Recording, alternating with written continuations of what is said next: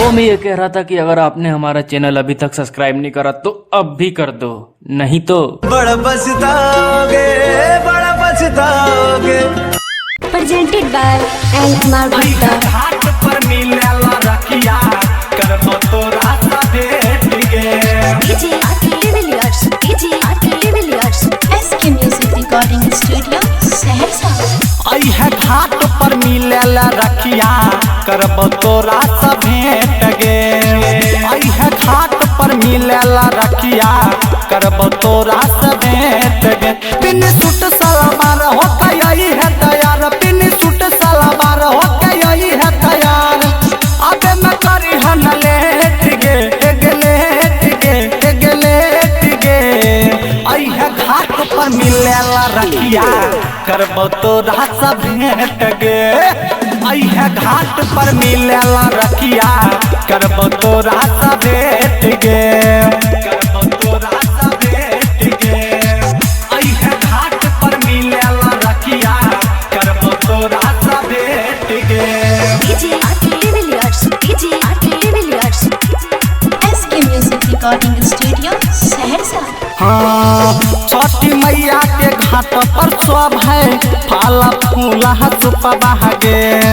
ढेर दिन देखल भेलै जान तोहर रूपा बागे, जान तोहर रूपा बागे। छठी मैया के घाट पर सब है फल फूला सुपबा गे।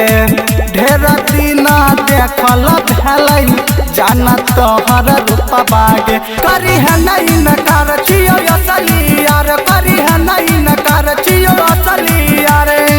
ये को व्हाट्सएप नंबर करिए सेव गे, सेव गे, जन सेव गे। आई है घाट पर मिलेला रखिया करबो तोरा सा भेट गे। आई है घाट पर मिलेला रखिया करबो तोरा सा भेट गे, करबो तोरा सा भेट गे।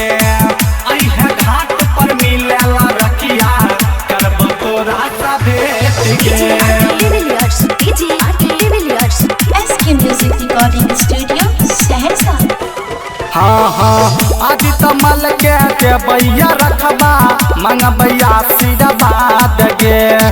दोनों जानी के हटै मिलनमा करबै पिछला याद गे, करबै पिछला याद। हाँ हाँ, आज तमल के देवैया रखबा मंगबैया सिरबाद गे। दोनों जानी के हटै मिलनमा करबै पिछला याद गे। देव मोतिया के हार करी है नहीं नकार, देव मोतिया के हार करी है नहीं नकार। रमन किले तो भर पेट गे, पेट गे, भर पेट गे। लाभा दिल खुश फरै पराका भेलैया पटू डेट गे। आई है घाट पर मिलेला रखिया करबो तोरा सा भेट गे। आई है घाट पर मिलेला रखिया करबो तोरा सा भेट गे।